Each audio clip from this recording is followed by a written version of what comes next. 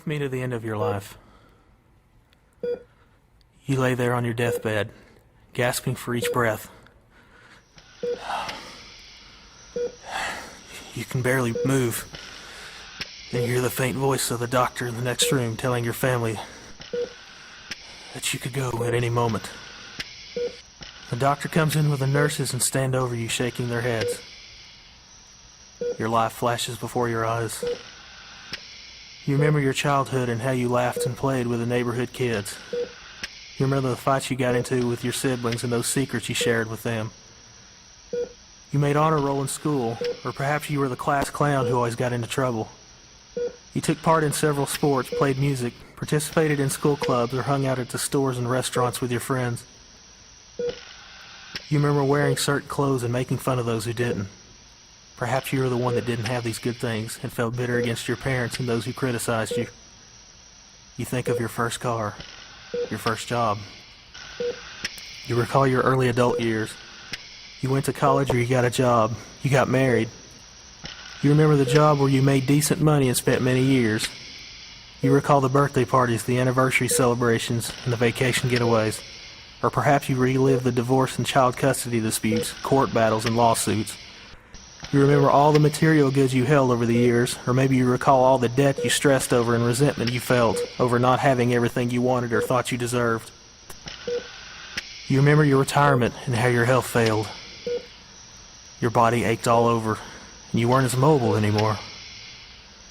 The beauty of youth had disappeared. Friends you had met through your life preceded you in death.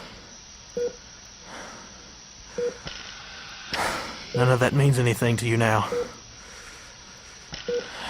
Everything you were, everything you achieved, was about to be a memory. Your life will be as if it were a dream to those who knew you. The world will go on without you, as it did before you came. Those few years you lived on this earth passed quickly. You feel your heart getting weaker. Your breaths are short. The heart monitor next to your bed bleeps slower and slower. In the deep of your spirit, you feel something's not right. You wonder what will happen once that monitor goes flatline.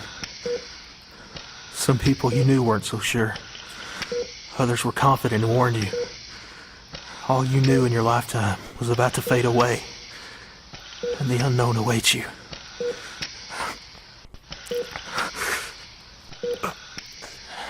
You writhe around on the bed with what little strength you have, trying to stay alive a little longer. Suddenly you gasp for breath.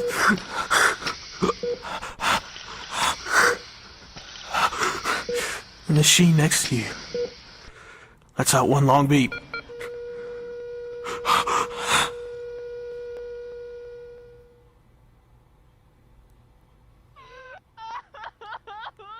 You hear your family weeping at the news of your death, and a doctor pulls a sheet over your face.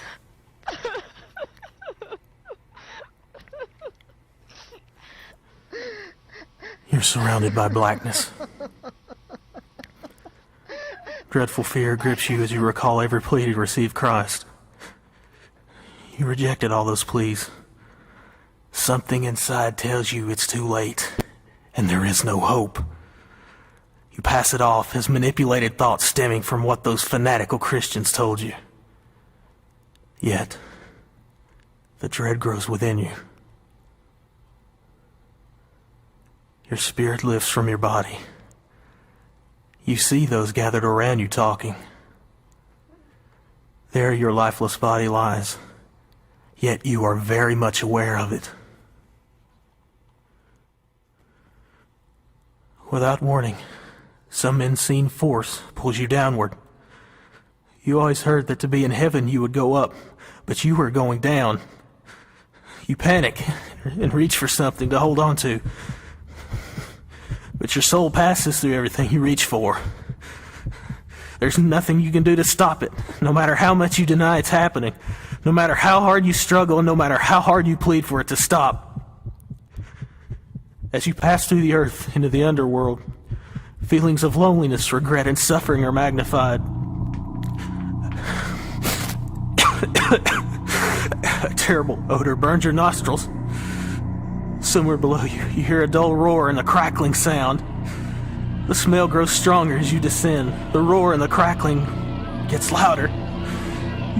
You feel warm all over. Heat gets so intense, it's unbearable. The darkness is so acute, you feel blind and helpless. Faint sounds grow louder and louder. The sound is moaning, screaming, choking, weeping and wailing of an untold number of people. Some of them pray and some of them curse, but all of them scream. The human voices are more deafening than anything you've ever heard on earth. Raging fire crackles, sizzles, and scorches all. The inhuman laughter of demons rings in your ears as they make sport of these hopeless souls. Fire explodes all around you and burns your eyes, your nose, your mouth, your head, your hands, your feet, and the rest of your body. You feel the gnawing worms crawling all over your soul and eating you. You cry in pain, chewing your tongue and gritting your teeth. It hurts so bad. Ah! God! Jesus! Oh,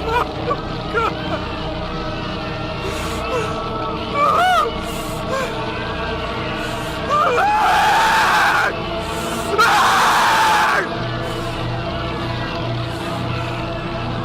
God, forgive me! Get me out of here!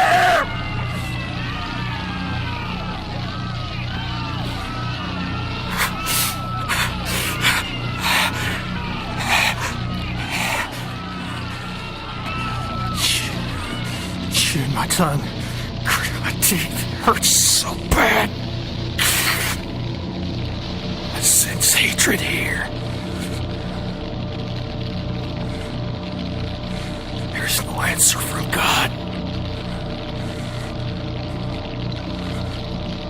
Someone calls out to you and says God will no longer hear. He says his name is Korah, and he's been here for thousands of years. He turned against Moses and rebelled against God, so the earth opened up and swallowed him.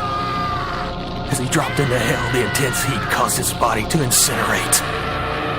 His eternal soul fell into this fiery pit forever. He begged God to give him another chance.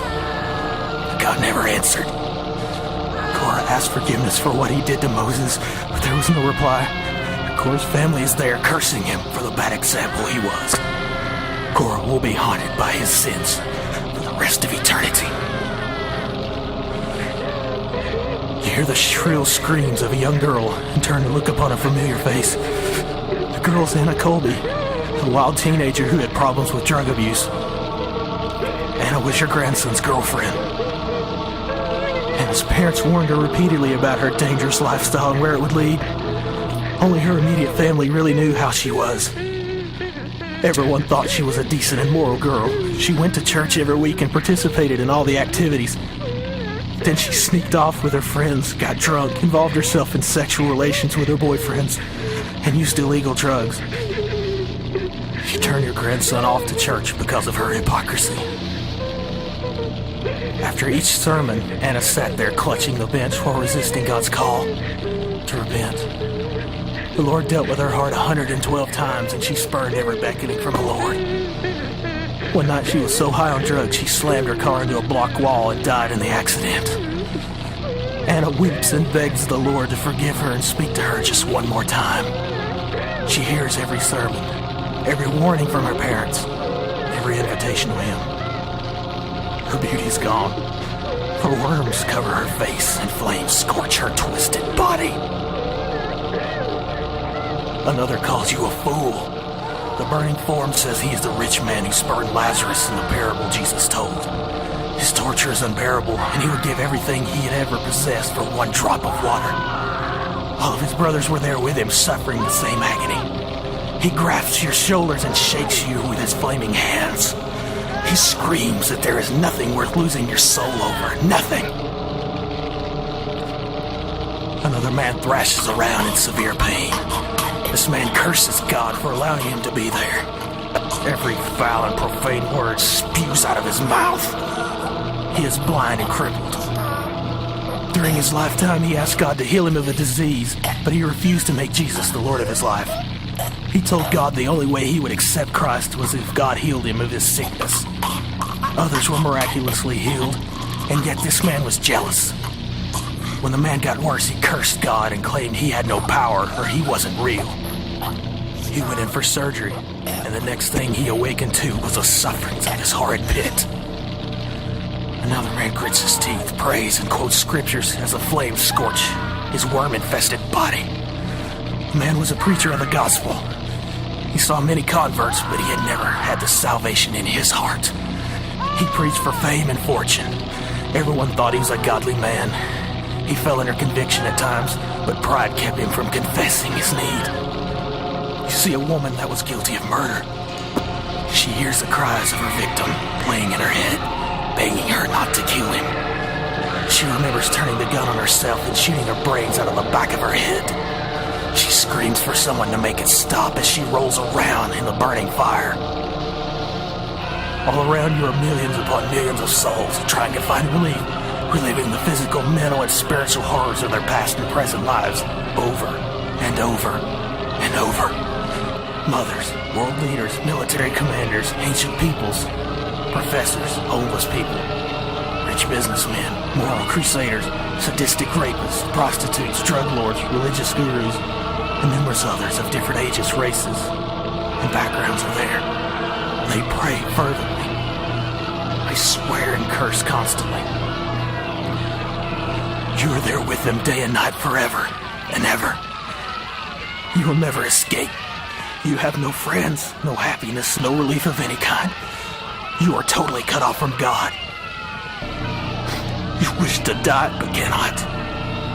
The worst feelings you ever felt shroud you throughout the rest of your existence. This is your eternal fate. This is your home forever and ever and ever and ever and ever and ever and ever.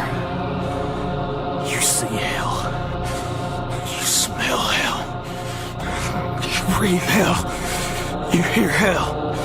You feel hell. You are hell. God, no. No. No.